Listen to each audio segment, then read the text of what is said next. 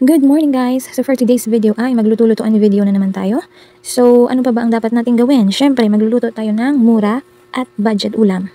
So ganyan po karami yung mixed veggies na nabili ko sa market. Kompleto na po yan at yan po ay nagkakahalaga ng 50 pesos lahat. Isang pack na. So nagdagdag lang ako ng bawang sibuyas at konting karni ng manok. So syempre yung first step po na gagawin natin is magpapainit lang tayo ng mantika. Hintayin lang natin na talagang mainit na siya. And then after nyan is kailangan lang natin igisa yung ating bawang. Ayan, so hintayin lang natin na mag-aroma siya. At kapag okay na or talagang bumabangon na yung bawang is pwede na din natin isunod yung ating sibuyas. Ayan, so i-mix-mix lang natin hanggang sa magumbay na at saka maluto na talaga yung ating bawang at sibuyas. So after ilang minutes ng pagmekos-mekos natin dyan, pwede na natin ilagay yung karne ng manok. So pwede rin baboy kung meron kang baboy, meron kang budget para sa baboy. Pero ako is gumamit lang ako ng mga buto-buto ng manok. Mayroon pa nga dito yung leeg kinat ko lang siya ng maliliit. At saka mga buto-buto lang yan para kahit pa paano is magkaroon naman ng additional flavor or chicken flavor itong ating napakasimpleng chop suey. And then habang minimix-mix natin yan ay maglagay na din tayo ng pepper and then takluban lang natin. And then after around 3 minutes is imekos-mekos lang natin uli yan. And then naglagay ako dyan ng 1 cup of water. So after nyan is hayaan lang natin siyang kumulo. Maghintay ulit tayo ng mga ilang minuto. So after ng ilang minuto, like 3 to 5 minutes ay binuksan ko na din siya at kumukulo na nga yung sabaw. So pwede na yan.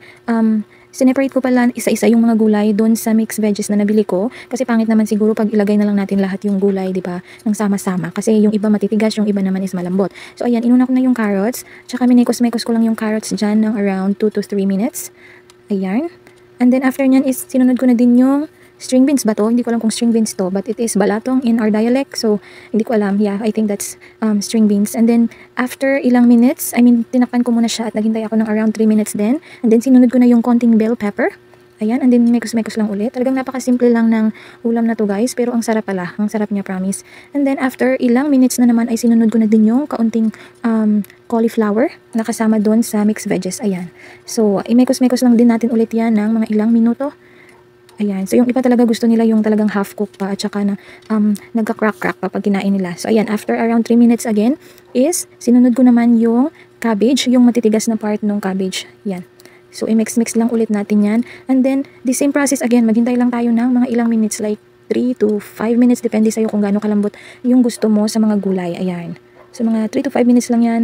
And then, ayan guys, so ginamitan ko siya ng chicken powder. Hindi ako naglagay ng salt dito kasi na-try ko na itong chicken powder at napakasarap talaga niya sa mga ginisang gulay at sa mga chop suey. Promise, hindi ka magsisisi, mabibili mo lang to sa kahit saang mga supermarket. Siyempre, ipagpatuloy lang natin yung pag-mix para ma-distribute yung flavor sa lahat ng gulay. At saka pag parang kumanti na pala yung sabaw is pwede mo siyang dagdagan. So, parang nakulangan ako sa sabaw niya kaya dinagdagan ko pa siya ng parang 1/4 cup ng water. Ayan. And then after that, tinakpan ko ulit ng around 3 minutes and then open lang ulit at i-mix. Ayan. So, gusto ko medyo malambot yung gulay guys kaya medyo tinatagal-tagalan ko kasi masakit sa gums yung talagang sobrang half-cook. Hindi ako sanay sa mga matitigas na gulay. Ayan, nilagyan ko lang siya ng black pepper para mas bumongga yung lasa. And then, lastly is ilagay na yung malalambot na cabbage, malalambot na dahon ng cabbage. Ayan. Ayan, so mix-mix lang yan guys hanggang sa completely maluto na. Depende na sa iyo kung gaano kalambot yung gusto mo sa mga dahon na kinakain mo. Ayan. So mix-mix lang talaga yan hanggang sa ma-distribute na yung lahat ng yung sabaw ba? Ma-distribute na siya sa lahat ng gulay para syempre lumasa talaga siya. So tinakpan ko lang din yan ng around 3 minutes again, 2 to 3 minutes and then mix-mix lang ulit. Ayan. So ang bango na nito guys kasi ang bango nung chicken powder. Talagang ang ganda ng kanyang amoy. And then, after nyan is, maglagay tayo ng slurry or yung tubig na tinunawan ng cornstarch para naman lumapot. So, after nyan is, hintayin lang natin lumapot yung sabaw. And then, after nyan is, go na. So, napakasimpleng ulam lang guys. Tapos, mura lang din yung gagastusin, pero masarap na. So, hindi na natin kailangan gumastos ng pagkamahal-mahal para lang makapag-ulam tayo ng masarap. So, ayan. Ganyan na yung itsura niya guys. Luto na siya at talagang magagaranti ko ang sarap niya talaga, promise. So, kahit hindi tayo marunong magluto, itry lang natin yung mga simpleng recipe at for sure ma-appreciate tayo ng ating mga asawa. And then, ayan, binaon pa nga ng mister ko kasi talagang satisfied siya sa lasa. So, hanggang dito na lang guys. Thank you so much for watching and see you on my next videos. Bye-bye!